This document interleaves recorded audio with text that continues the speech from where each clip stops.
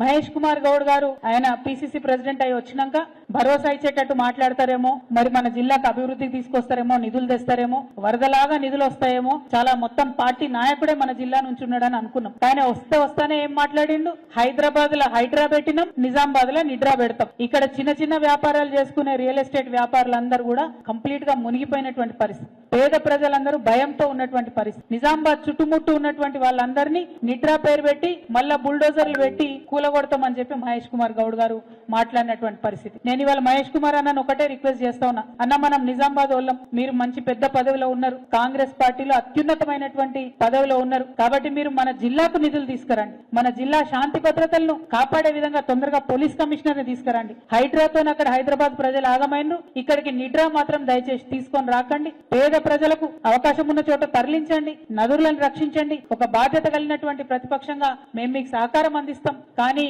వాళ్ళకి ఏ ఆధారం లేకుండా ప్రజల ఇంటి మీదకి మాత్రం బుల్డోజర్ తీసుకొని పోవద్దని మహేష్ కుమార్ గౌడ్ అన్న గారిని మేము రిక్వెస్ట్ చేస్తా ఉన్నాం. అట్లనే మన జిల్లాకు తొందరగా మంత్రి వస్తే కనీసం 1-2 రూపాయలు వాళ్ళు ఇచ్చే నిధులు వస్తాయేమో అనేటటువంటి ఆలోచన కూడా ప్రజలందరిలో ఉంది. మరి అది ఎప్పుడు విస్తరణ అవుతుందో, ఎప్పుడు మన జిల్లాకు నిధులు వస్తాయో అర్థం కానటువంటి పరిస్థితి కూడా ఉంది. సో ఇవాళ నిజామాబాద్ కు వచ్చి నిన్న ఇవాళ ఇక్కడ రైతుల్ని, ప్రజల్ని, విద్యార్థుల్ని అందరినీ కలిసిన తర్వాత వస్తున్నటువంటి కామన్ ఒపీనియన్ ఏంటంటే, ముఖ్యంగా మా ఆడబిడ్డలకు చెప్పినటువంటి 2500 రూపాయలు మహాలక్ష్మి ఎవరికి కూడా వస్తలేదు. రేషన్ కార్డుల విషయం అసలే ఎవరు మాట్లాడతలేరు. ఇవాళ సంక్రాంతి వస్తుంది, సంక్రాంతి రాగానే రేషన్ కార్డులు తొందరగా ఇవ్వాలని, మా ఆడబిడ్డలకు 2500 ఇవ్వాలని, కళ్యాణ లక్ష్మితో పాటు తులం బంగారం ఇవ్వాలని, ఏదైతే ముస్లిం సోదరులకు షాదీ ముబారక్ లో 1,60,000 ఇచ్చి మళ్ళా తులం బంగారం ఇస్తామని చెప్పినరో అది ఇవ్వాలని, మా ఆడపిల్లలకు 18 ఏళ్లు నిండిన వాళ్లకు స్కూటీలు ఇవ్వాలని, ఉద్యోగాలు ప్రకటన చేయాలని, ఉద్యోగులకు ఉన్నటువంటి